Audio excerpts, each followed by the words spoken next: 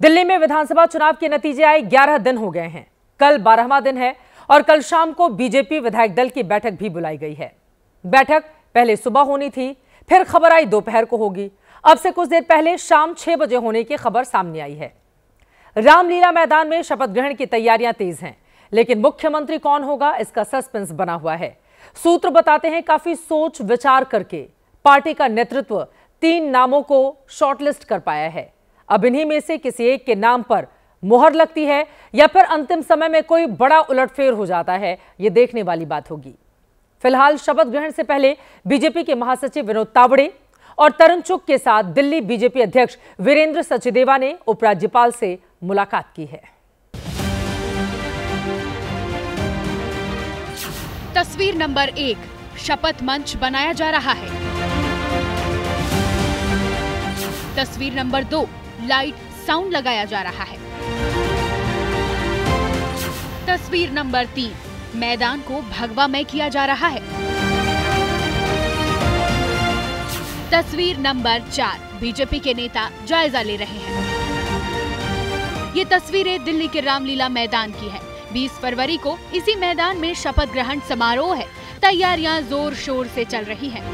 तैयारियां किस तरह से शुरू हो गई हैं, अब आपको उसकी तस्वीर दिखाते हैं। कुर्सियां, टेंट, बांस बल्लियों के साथ पूरे पंडाल को बनाने की यानी कि मंडप बनाने की तैयारी हो रही है। मंच भले ही बनने लगा है, मैदान भले ही सजने लगा है, लेकिन ताज किसके सर पर सजेगा इसका सस्पेंस बना हुआ है। दर्जन भर नेताओं की दावेदारी के बाद अब 3-4 नामों पर आकर मामला सिमट गया है। एबीपी न्यूज के पास सूत्रों से जो जानकारी मिली है उसमें 3 बड़े नामों पर आई चर्चा की सुई टिक गई है। पहला नाम शालीमार बाग की विधायक रेखा गुप्ता का है। दूसरा नाम रोहिणी के एमएलए विजेंद्र गुप्ता का। तीसरा नाम जनकपुरी के विधायक आशीष सूद का है। सूत्र बता रहे हैं कि इन्हीं 3 नामों को पार्टी नेतृत्व ने शॉर्टलिस्ट किया है। अब इन 3 नामों की ताकत और कमजोरियों को तौला जा रहा है। हम ये चाहते हैं कि आयोजन बड़ा हो, सुंदर हो, पूरी दिल्ली को लगभग उस रामलीला मैदान से 10 से 15 किलोमीटर तक पूरी दिल्ली को भारतीय जनता पार्टी में भगवामय कर दिया जाएगा। बताया जा रहा है कि 20 तारीख की सुबह 11 बजे शपथ ग्रहण समारोह होगा। कौन कौन नेता शपथ लेंगे इसकी तस्वीर बुधवार शाम तक साफ हो जाएगी। बुधवार को ही विधायक दल की बैठक बीजेपी दफ्तर में होनी है, जिसमें विधायक दल के नेता के नाम पर मुहर लगेगी। केंद्रीय पर्यवेक्षक आएंगे, उनके उपस्थिति में विधायक दल की मीटिंग होगी और सभी विधायक मिलकर अपना नेता चुनेंगे। इस परंपरा के अनुसार जो व्यक्ति विधायक दल का नेता चुना जाएगा वही हमारा चेहरा होगा, हमारा मुख्यमंत्री होगा। नंबर 1 पर रेखा गुप्ता बताई जा रही हैं। शालीमार बाग से पहली बार विधायक बनी हैं। देश में एनडीए का कोई महिला मुख्यमंत्री नहीं है, इसलिए इनका दावा काफी मजबूत माना जा रहा है। महिला मोर्चा की नेता है। छात्र संघ का चुनाव जीतकर राजनीतिक करियर की उड़ान भरी थी। जाति से वैश्य होना और पार्टी के प्रति वफादारी इन्हें सत्ता के शीर्ष पर पहुंचाने की सीढ़ी साबित हो सकती है। तो बहुत सुंदर निर्णय आने वाला है और दिल्ली का मुख्यमंत्री की जिम्मेवारी आदरणीय मोदी जी जिसको भी देंगे, हम सब लोग उनके साथ टीम बन के काम करेंगे और दिल्ली के लिए जो सपना मोदी जी ने देखा है उसे पूरा करेंगे। विजेंद्र गुप्ता निवर्तमान विधानसभा से विपक्ष के नेता है। केजरीवाल की लहर में भी जीतकर विधायक बनते रहे हैं। जाति से वैश्य और पार्टी का पुराना चेहरा होना इन्हें सीएम की कुर्सी के नजदीक लेकर जा रहा है। सूत्रों की माने तो बीजेपी के साथ ही आरएसएस का नेतृत्व भी विजेंद्र गुप्ता के नाम पर सहमत हो सकता है। आशीष सूद जनकपुरी से विधायक चुने गए हैं। इनका नाम शुरू से ही चर्चा के पर्चे से गायब है, इसलिए मजबूत दावा माना जा रहा है। सूद नगर निगम की राजनीति करते रहे हैं, लेकिन पार्टी की नई पीढ़ी के नेताओं में मजबूत रणनीतिकार माने जाते हैं। ऐसे में आशीष सूद अगर बीजेपी नेतृत्व की फाइनल चॉइस होते हैं तो चौंकाने वाली कोई बात नहीं होगी। आशीष सूद बीजेपी में पंजाबी भाषी प्रमुख नेताओं में से एक हैं। आरएसएस से भी जुड़े रहे हैं। अखिल भारतीय विद्यार्थी परिषद से इन्होंने अपने कैरियर की शुरुआत की थी, जबकि भाजपा के युवा मोर्चा में भी लंबे समय तक काम कर चुके हैं। भारतीय जनता पार्टी के लिए गोवा और जम्मू कश्मीर जैसे राज्य में अभी भी काम कर रहे हैं। विधायक दल की मीटिंग से पहले की आखिरी रात है। ये तीनों सत्ता की कुर्सी के बेहद करीब बताए जा रहे हैं। वैसे बीजेपी चौंकाने के लिए जानी जाती है। पर्ची से किसका नाम कल शाम को निकलेगा फिलहाल 2-3 लोगों को ही पता होगा। जिसका नाम भी पर्ची से निकलेगा वो रामलीला मैदान में 26 साल बाद बीजेपी का भगवा लहराएगा। दिल्ली में परसों शपथ ग्रहण समारोह होना है। उसी दिन एनडीए की बैठक भी है। बीजेपी ने तमाम एनडीए शासित राज्यों के सीएम, डिप्टी सीएम को न्योता दिया है, लेकिन सूत्र बता रहे हैं कि नीतीश कुमार परसों दिल्ली नहीं आएंगे। अब इस खबर ने बिहार में सियासी पारा गर्म कर दिया है।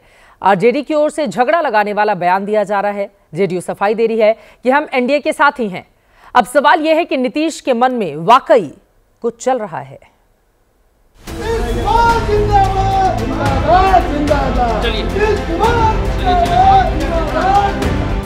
वैसे तो ये हैरानी की बात नहीं होनी चाहिए थी, लेकिन सोमवार की शाम को मुख्यमंत्री नीतीश कुमार जब पटना में पार्टी दफ्तर पहुंचे तो कानाफूसी होने लगी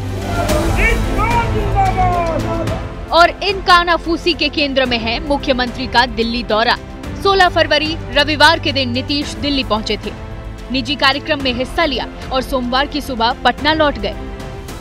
दिल्ली दौरे के दौरान नीतीश की ना तो प्रधानमंत्री से मुलाकात हुई और ना ही गृह मंत्री या बीजेपी के किसी टॉप लीडर से। इससे पहले दिसंबर महीने में भी नीतीश कुमार निजी दौरे पर दिल्ली आए थे, तब भी बीजेपी के किसी बड़े नेता से उनकी मुलाकात नहीं हुई थी। पॉलिटिकल गॉसिप का दौर तब से ही चल रहा है। सवाल उठ रहे हैं कि क्या नीतीश के मन में कुछ चल रहा है। अब सवाल ये कि नीतीश का 2 बार दिल्ली आना और बिना किसी बीजेपी नेता से मिले पटना लौट जाना क्या महज संयोग भर है? वैसे आरजेडी नेताओं ने गठबंधन में आग लगाने वाला बयान देना शुरू कर दिया है। अब ये देखिए, ये कुर्सी की लड़ाई है। अब आदरणीय नीतीश कुमार जी को ये पता है कि बीजेपी चाहती है कि मुख्यमंत्री का कुर्सी वो छोड़े, इसीलिए आदरणीय नीतीश कुमार जी दिल्ली 2 बार गए। दोनों बार कोई भी बीजेपी के केंद्र सरकार के शीर्ष नेतृत्व से उनकी मुलाकात नहीं हुई। बिहार के हक के लिए कुछ मांगने के लिए जाते। ताजा खबर ये कि 20 फरवरी को दिल्ली में शपथ ग्रहण समारोह है। एनडीए शासित राज्यों के तमाम सीएम आ रहे हैं, लेकिन सूत्र बता रहे हैं कि नीतीश कुमार दिल्ली नहीं आएंगे और न ही उस दिन एनडीए की होने वाली मुख्यमंत्रियों की बैठक में हिस्सा लेंगे। अब राजद का कोई आधार तो बचा नहीं है। सवाल जब खड़े करते हैं तो इन्हें यह भी पता नहीं होता है कि निजी और व्यक्तिगत यात्रा, कुछ घंटों की यात्रा, अब वहाँ उनकी मुलाकात इनसे नहीं हुई, उनसे नहीं हुई, ये सब कह करके वो कहना क्या चाहते हैं? सबक सीखने के बजाय हर समय बगैर कुछ सोचे कि किस बात का क्या मतलब है, कुछ न कुछ बोलते रहने की आदत आरजेडी को हो गई है। सवाल तो ये कि क्या नीतीश के मन में कुछ चल रहा है? वैसे ये तो ऑन रिकॉर्ड है कि नीतीश को साथ लाने की कोशिश आरजेडी शुरू कर चुकी है। लालू यादव ने पिछले महीने ही नीतीश को न्योता दिया था। एक सवाल जो लोगों के जहन में है नीतीश कुमार को लेकर के, नए साल पर दरवाजा आपका खुला हुआ है? हमारा तो खुला हुआ है, नीतीश कुमार को भी खोल कर रखना चाहिए। अगर वो आते हैं तो संभावनाएं हैं आप उनको साथ लेंगे? नहीं आते हैं तो काहे नहीं लेगा, साथ ले लेंगे। बीजेपी पलट पुराण की आशंका से सहमी हुई है। पार्टी को पता है कि नीतीश के डोलने का मतलब है सत्ता से हाथ धोना, लिहाजा संकेत साफ साफ दिए जा रहे हैं। शनिवार को दिल्ली में बीजेपी महासचिवों की बैठक हुई। मीडिया रिपोर्ट के मुताबिक ये तय किया गया कि जीत के बाद मुख्यमंत्री नीतीश कुमार ही बनेंगे। ये अलग बात है कि इस खबर के सामने आने के अगले दिन ही केंद्रीय मंत्री भूपेंद्र यादव बिहार दौरे पर पहुंचे। सूत्रों की माने तो जेडीयू का कोर ग्रुप भूपेंद्र यादव को बिहार की सियासी पिक्चर में पसंद नहीं करता। वैसे भूपेंद्र यादव ने मीडिया से बात करते हुए एनडीए की जीत की भविष्यवाणी की। नीतीश अभी तो एनडीए के साथ हैं, लेकिन कब तक रहेंगे कोई नहीं जानता। नई चर्चा ने अटकलों का नया राउंड शुरू कर दिया है। नीतीश कुमार के मन में क्या है ये बेहतर तो उन्हीं को पता होगा, लेकिन दिल्ली में कल सीएम का चेहरा फाइनल होने वाला है। आपको याद होगा चुनाव से पहले जब सीएम चेहरे पर बीजेपी को ताने दिए जा रहे थे तो उसका कहना था उसका हर चेहरा नेतृत्व करने के लायक है। अगर वाकई ऐसा था तो फिर वक्त क्यों लग रहा है, ये सवाल बार बार पूछा जा रहा है। नतीजे आने के बाद सीएम चुनने में देर करने से कैडर में बेहतर संदेश नहीं जाता, विपक्ष को भी मौका मिलता है, गुटबाजी की बात कही जाती है। राजनीतिक दलों की उधेड़-बुन में जनता में निराशा पैदा होती है, वो अलग। जनादेश का सम्मान इसी में है कि दिल्ली में भ्रम अब जल्द से जल्द खत्म कर लिया जाए। दुनिया बदल रही है और ये भारत के लिए ला रही है इन्फिनिट अवसर, जिसे हम कहते हैं मिनट इन्फिनिट। आइए आइडियाज ऑफ इंडिया के मंच पर समझे इसी मिनट इन्फिनिट को। 21 और 22 फरवरी abplive.com पर।